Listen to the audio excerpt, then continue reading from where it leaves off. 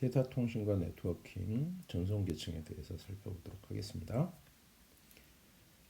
전송계층은 4계층이죠. 우리 TCP IP에서 TCP 계층이라고 얘기하는 부분 되겠습니다. 네트워크 계층과 응용 프로그램과의 연결. 다시 해서 상단에는 어플리케이션 계층이 있고 그 다음에 아래로는 IP 계층이 있다는 거죠. 그래서 IP 계층과 어플리케이션 계층 간의 중간에 놓여 있는 부분이다라고 생각을 하실 수 있겠습니다. 이 TCP를 이용을 해서 실제 인터넷 연결이 신뢰성 있는 연결이 확보되게 되는 거죠. 여기서 표현한 것은 여러 프로그램들이 데이터를 보낼 수 있는 인터페이스를 만들어주는 곳이다라고 설명을 하고 있고요. 여기 설명하는 단어로는 트랜스포트 서비스, 액세스 포인트라는 표현을 쓰고 있습니다. 아마 많이 보셨을 거예요. 지금 여기는 뭐 IP 계층 3계층, TCP 4계층이고요. 그다음에 여기 어플리케이션 계층이라고 보시면 될 것 같아요. 그렇죠? 이런 부분들. 그래서 예를 들어서 IP 계층 같은 경우에는 실제로 물리적인 연결들을 굉장히 신경을 많이 쓰는 거잖아요. 그에 반해서 이제 TCP는 그보다 더 논리적이고 체계적인 관리들을 하는 곳이다. 이렇게 보시면 될 것 같아요. 전송계층에서 데이터 단위를 TPDU라고 얘기를 합니다. Transport Protocol Data Unit이라고 얘기를 하는데요. 중요한 얘기가 여기 나와 있네요. 목적지에 도착한 데이터가 순서가 뒤바뀐 거나 사라진 경우는 없는지 확인하는 겁니다. 예를 들어서 우리 이만한 메시지를 작성을 했는데 우리 패킷의 개념상 이걸 잘라서 보내게 되잖아요. 1번, 2번, 3번이라고 하는 패킷 이름을 패킷의 일련 번호를 달 거고요. 이 패킷들은 각각 기본적인 개념이 나눠진 상태에서 자기가 도달할 수 있는 좋은 조건에 따라서 목적지에 도달을 하는 거잖아요. 그러니까 어쩌다 보면 목적지에 도착해 보면 1번, 3번, 2번과 같은 형태로 도착할 수도 있다라는 뜻이 되는 거고요. 그렇다면 여기에서 해야 될 일은 이걸 서로 순서를 뒤바꿔주는 이런 작업들을 해야 되겠죠. 그 밖에도 네트워크의 혼잡 제어, 네트워크의 혼잡 정도를 덜어내기 위한 혼잡 제어 이런 것들이 이루어져야 될 거다라는 얘기를 하고 있습니다. IP는 이제 IP라고 하는 건 IP 계층을 얘기하는 거예요. 목적지까지 데이터 전송에만 신경을 써요. 다시 해서 세션을 연결한다라는 그런 개념이 없다라고 하는 거죠. 그에 반해서 전송 계층은 그런 개념이 있다라고 생각을 하시면 되겠습니다. 다시 해서 어플리케이션 계층에서 이루어내려고 하는 서비스라고 보시면 될 것 같아요. 그 서비스가 완전하게 이루어질 수 있도록 하는 게 전송 계층의 역할이다라고 생각하시면 될 것 같습니다. 여기 보시면 그래서 주요 작업으로요. 패킷을 자르거나 또는 붙이거나 하는 작업들이 일어나야 되겠죠. 그리고 다양한 인터페이스를 제공한다고 되어 있는데 포트와 소켓에 대해서 얘기를 하고 있습니다. 그다음에 무결성과 혼잡 제어, 그다음에 연결 설정 및 해제 이런 작업들이 이루어진다고 되어 있습니다. 여기 보면 각각 중요한 단어들 많이 쓰여져 있습니다. 마지막에 연결 해제는 3웨이 핸디쉐이킹에 대한 설명을 하고 있습니다.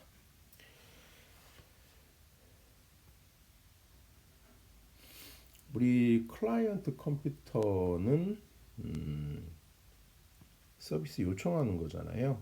서비스를 제공해 주는 것은 우리 서버라고 얘기하고 이 오늘날 클라이언트 컴퓨터들은 대부분 다 뭘 가지고 있어요? 웹 브라우저를 가지고 있죠. 거의 우리 서비스 제공이 웹으로 이루어지다 보니까 뭐 이런 일들이 발생하는 거죠.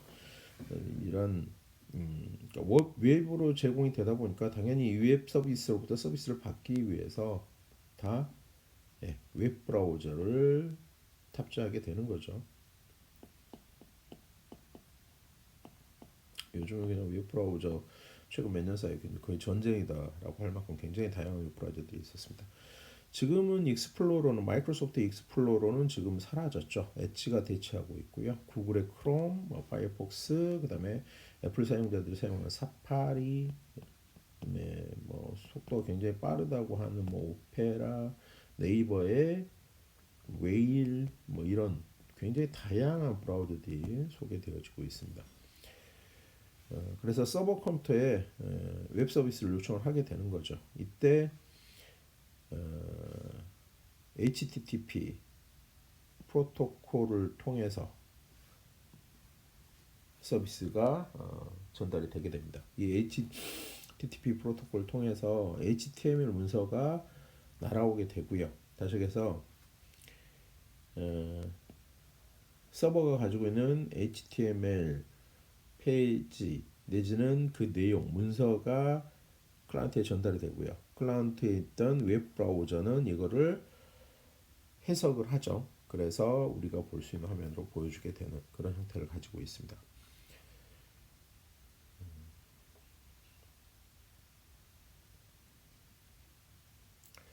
그다음에 서버 컴퓨터에서 계속해서 서비스 요청을 하는 클라이언트들의 대응을 하기 위해서 계속해서 운영되어지는 프로그램들이 존재하게 돼요. 그런 것들을 우리는 데몬이라고 부르게 됩니다. 웹 서비스를 주관하는 프로토콜인 HTTP 같은 경우에 그 HTTP 데몬이 존재하게 되는 거죠. 보통 데몬에 D자를 붙여서 HTTPD 이런 식으로 그 서비스들을 얘기하게 되는 거고요. 이것들이 가능하도록 하는 가장 유명한 제품 중에 아파치, 톰캣, 마이크로소프트의 IIS 뭐 이런 것들이 있습니다. 등등등 있죠. 대표적인 것들이 이런 것들이고요. 대표적으로 이런 데몬들, 그러니까 웹 서비스를 위한 데몬이 설치되어 있는 컴퓨터를 우리가 웹 서버라고 부르게 되죠. 물론 물리적인 하나의 서버에는 다양한 서비스가 올라갈 수 있습니다. 다양한 서버들이 올라갈 수 있어요. 웹 서버도 올라가고 뭐 데이터베이스도 올라가고 뭐 이렇게 할 수 있는데 요즘에 굉장히 큰 서비스 또는 복잡한 서비스를 지원하기 위해서는 이것들을 물리적으로 분리를 해서 구성하기도 하죠. 뭐 그렇게 많은 부하가 걸리지 않는 경우는 한꺼번에 올리기도 하는 거고요. 그래서 웹 서버를 구축하는 영역은 또 별도로 관리되어지잖아요. 뭐 주로 이제 시스템 엔지니어들에 의해서 세팅이 되게 되는 거죠.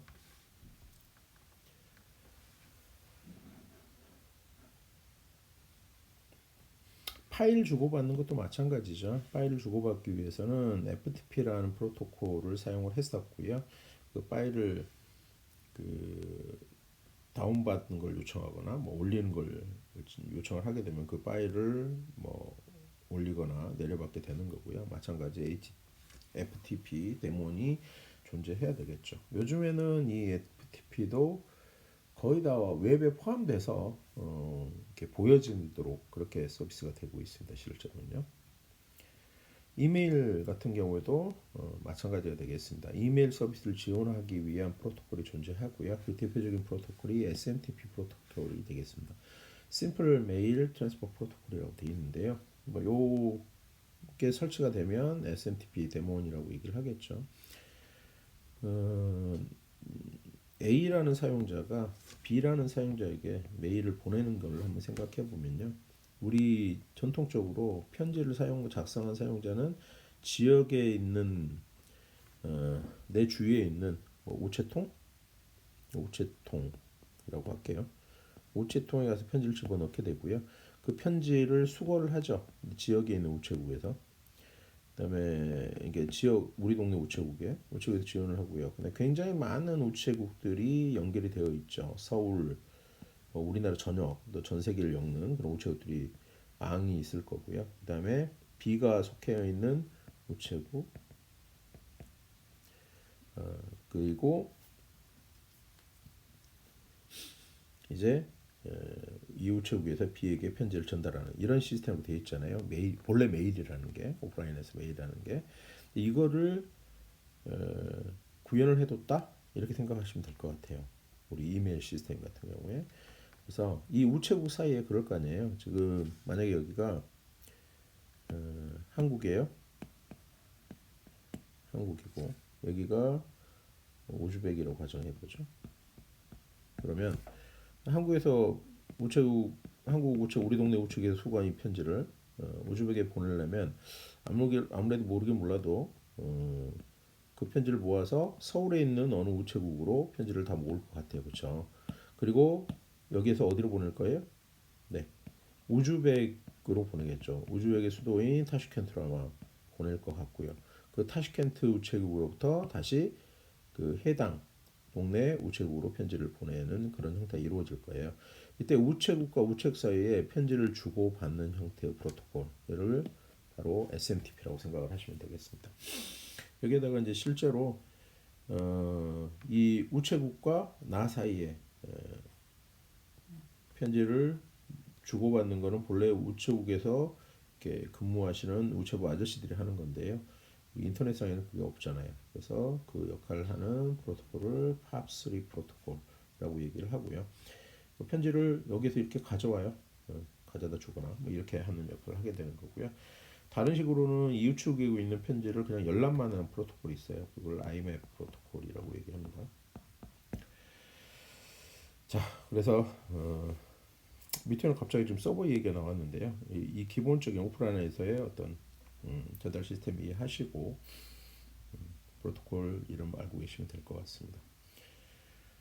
자, 여기 지금 중국집에 음식 배달하는 경우를 가지고 지금 설명을 하고 있는데요.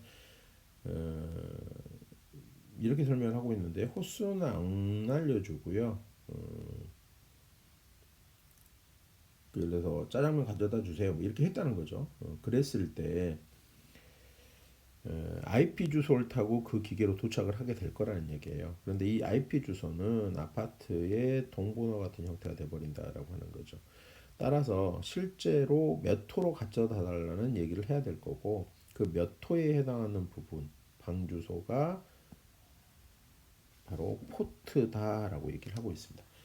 포트란 말은 본래 어디 나오는 거예요?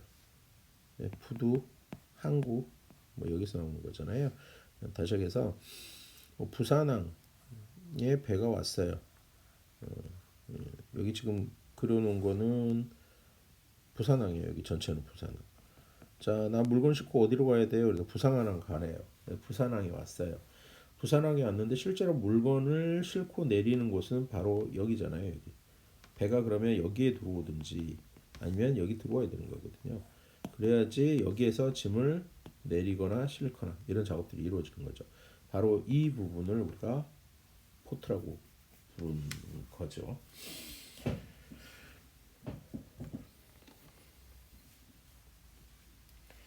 포트 크기는 16비트로 이루어져 있고요.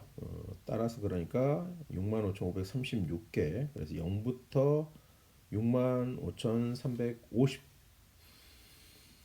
65,535개의 포트가 있다고 되어 있습니다. 이 중에 기본적인 서비스들, 많이 알려진 서비스들이 쓰는 그런 포트가 있고요. 또 그렇지 않은 포트들도 존재하는 겁니다.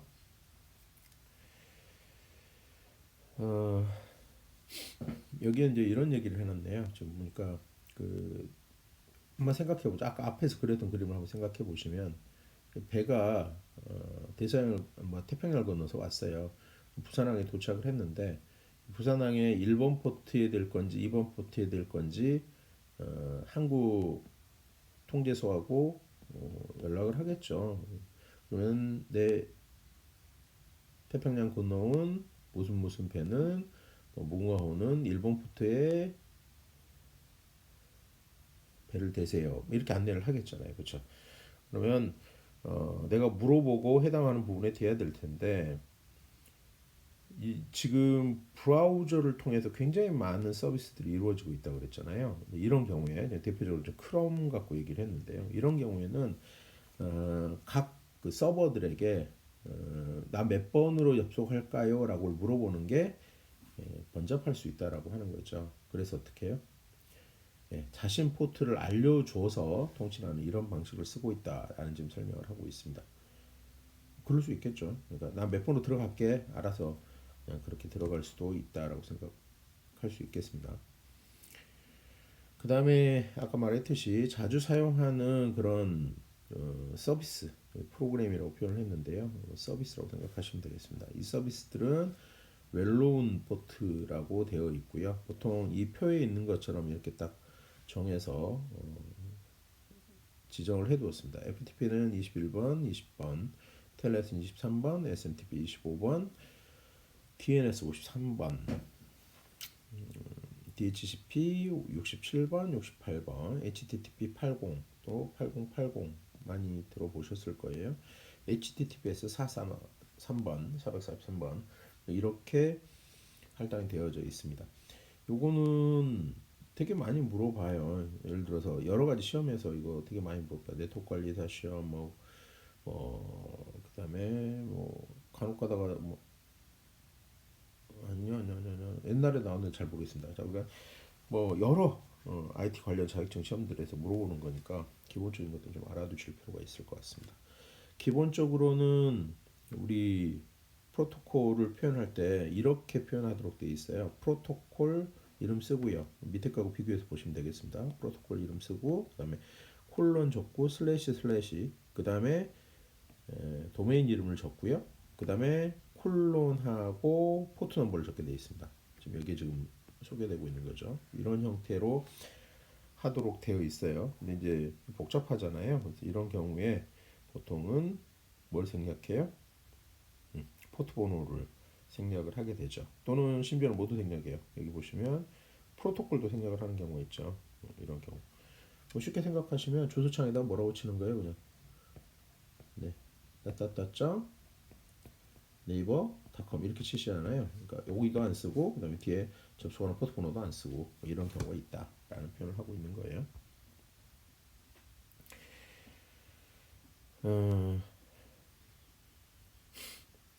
이제 소켓이라는 얘기를 지금 소개를 할 건데요. 아까 얘기했던 포켓이라는 미안요, 포트라는 개념이 있잖아요. 근데 이 포트에 여러 서비스 요청들이 들어올 수 있는 거잖아요. 그래서 그렇게 하기 위해서 지금 그림에 보는 것처럼 특정 포트에 멀티탭을 꽂아 놓은 것처럼 실제로 멀티탭에 있는 이 한구 한구를 우리 뭐라 그래요? 소켓이라고 부르잖아요.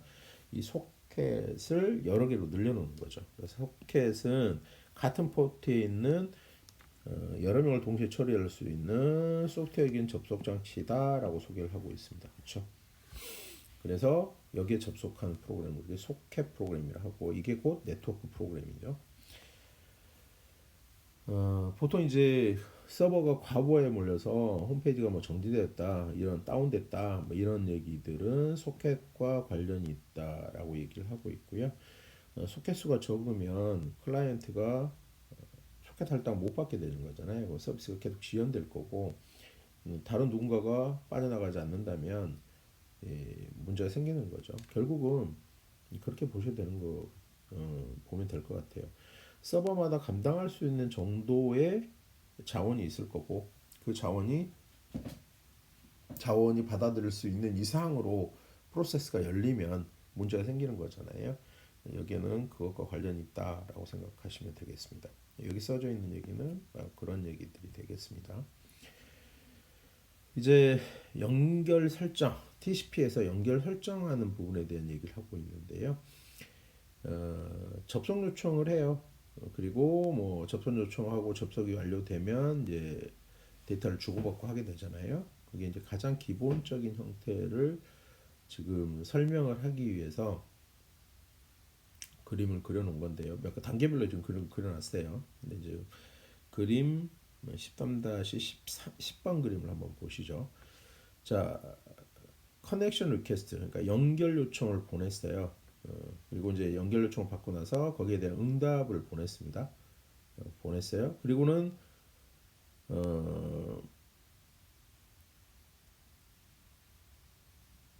호스트 B가 데이터를 보냈다라고 하는 거죠. 근데 실제로 얘가 데이터를 보냈는데 호스트 A가 보낸 데이터인지를 B는 확인하기가 어렵다라는 지금 얘기를 하고 있어요. 다시 얘기해서 내가 응답을 보냈는데 실제로 걔가 맞을까 하는 건 알 수 없다라고 하는 거죠. 지금 이 그림에서는요. 그래서 어, 여기 보시면은 자 연결을 하자고 A가 지금 보냈잖아요. 받은 다음에 그 연결 요청에 대해서 응답을 보내고요. 그 다음에 데이터를 보내면서 그 보냈던 연결 요청에 대한 응답을 다시 달아서 보내면서 내가 B인 것을 확인한다라는 개념입니다. 그래서 이러한 세 번의 어떤 합의에서 그 연결이 이루어지게 되는 TCP 연결이 이루어지게 되는데 이거를 3-way 핸드쉐이킹이라고 얘기를 합니다.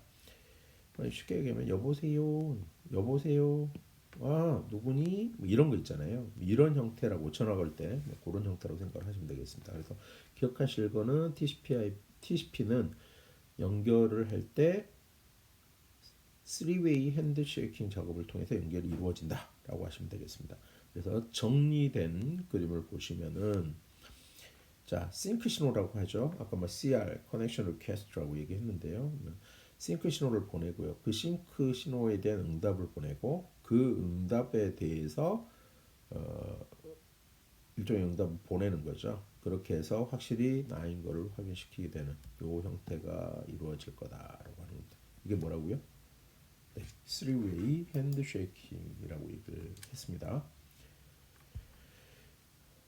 자, 그렇다면 연결 해제는 어떤 식으로 해야 될 거냐? 연결 해제를 할 때도 서로 합의가 필요할 거다라고 그러는데 가장 뭐 간단히 생각해 보시면 그런 거잖아요. 예를 들어서 그래 알겠네.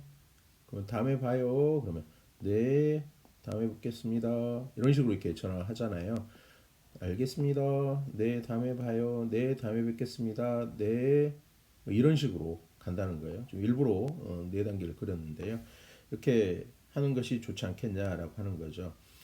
어, 일방적으로 만약에 어떤 사람이 전화를 끊어버린다고 가정을 한다면요. 예를 들어 데이터를 보내고 있어 막 말을 하고 있단 말이에요. 지금 말을 하고 있는데 일방적으로 전화를 끊어버린다 그러면 B는 황당한 상황에 빠지겠죠. 자신이 다시 자신이 할 말을 다 못했으니까요. 그래서 다른 경우도 마찬가지일 거라는 거예요. 그래서 이런 경우를 극복하기 이거 잠깐만요.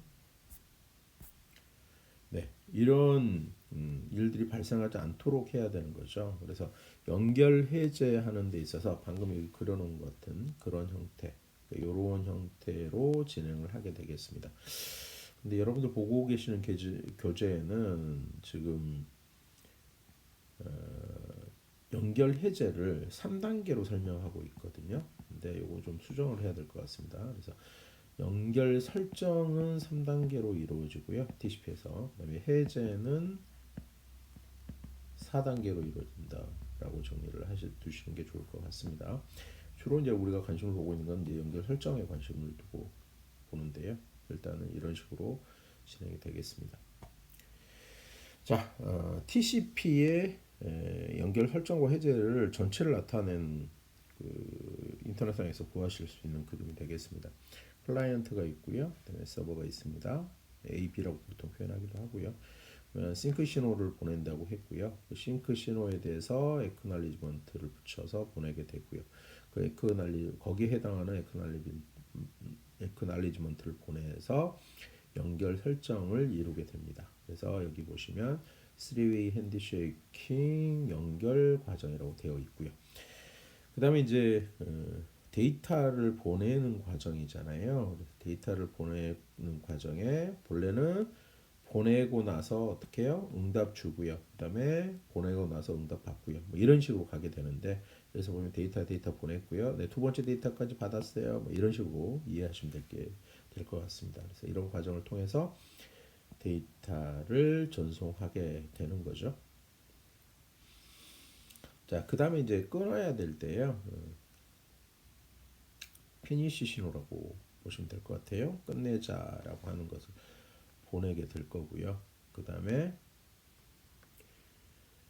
거기에 해당하는 액놀리지먼트를 보내고요. 그 다음에 그래 잘 있으세요 하고 나도 보내는 거죠. 그러면 그쪽에서도 그래 다음에 봅시다 라는 식으로 보내서 4단계로 이루어지는 거 보실 수 있습니다. 그래서 TCP/IP 종료 단계는 4단계로 이루어진다는 거 설명이 되고 있죠. 실제로 지금 이 그림상에서는 소켓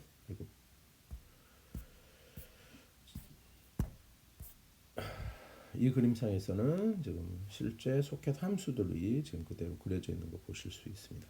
참고하시고요. 일단 기본적으로 여기서 중요한 건 개념적으로 연결 설정을 할 때는 3단계로 이루어집니다. 그 3단계의 연결 설정 과정을 표현하는 단어를 3-way handshaking 얘기를 하고요. 그다음에 종료를 할 때는 4단계로 이루어집니다. 각자가 뭘 보내요? 피니시 신호를 보내게 되는 거고 그에 해당하는 에크날리먼트를 보내는 그렇게 해서 4단계로 종료를 하게 된다라고 이해하시면 되겠습니다. 마지막으로 하나 붙여서 말씀드리면 이제 A하고 B하고 통신을 할 때요. 우리 이런 거 들어보셨을 거예요. 도스 공격이라고요. 더 많이 들어보는 건 아마 디도스 공격이라고 하는 거 들어보셨을 건데 도스 공격이 어떤 거죠? Denial of Service 약자거든요. 그러니까 거부라는 뜻이고요. 서비스가 거부되게 만드는 공격이죠. 여기 D자는 distribute 분산이라는 뜻이에요. 분산해서 이 서비스 거부 공격이 이루어지도록 한다라는 얘기죠. 그래서 이 디도스 공격을 만들어내는 형태는 굉장히 많이 있고요. 지금도 굉장히 많이 발생하고 있는 것 중에 하나죠. 근데 기본적으로 디도스 공격이 가능하도록 하는 방법 그러면 이런 식으로 이루어지는 거죠.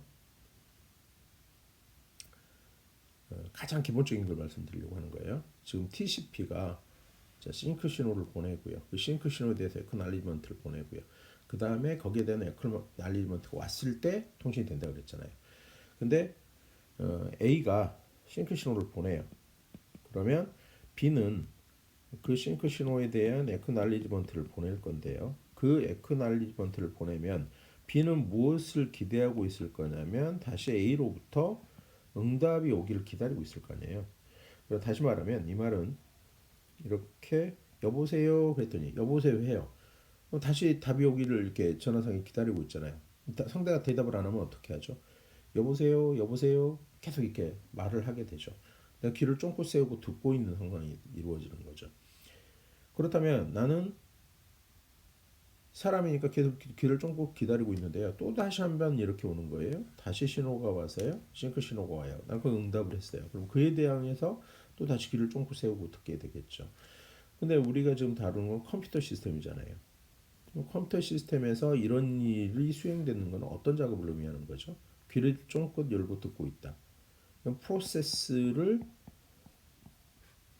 프로세스가 돌아가고 있다는 뜻이잖아요. 프로세스가 돌아가고 있다는 뜻은 무슨 뜻이냐면 CPU 또는 메모리를 사용하게 된다는 뜻이죠.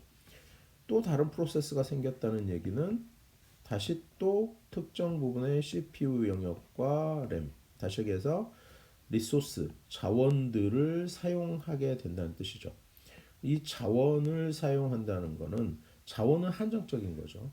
굉장히 좋은 컴퓨터가 있고 나쁜 컴퓨터가 있다 하더라도 어찌 됐건 자원은 한정되어 있습니다. 근데 그 자원을 모두 고갈시킬 만큼 계속해서 여보세요 불러놓고 그에 대한 응답을 주고 나는 귀를 기울이고 있는데 대답을 안 한다면 결국은 그 자원을 다 소진하게 돼서 이 컴퓨터가 본래 수행해야 될 서비스에 대응을 못하게 되는 상황에 빠지게 된다는 거죠. 그럴 수 있겠죠. 예. 바로 이러한 공격 형태를 싱크 신호가 넘쳐나잖아요. 그래서 씬 플러딩 공격이라고 얘기를 합니다. 플러딩은 홍수난 걸 얘기하잖아요. 그래서 이게 바로 가장 기본적인 형태의 도수 공격이 되겠습니다. 그래서 정리를 하면 TCP/IP의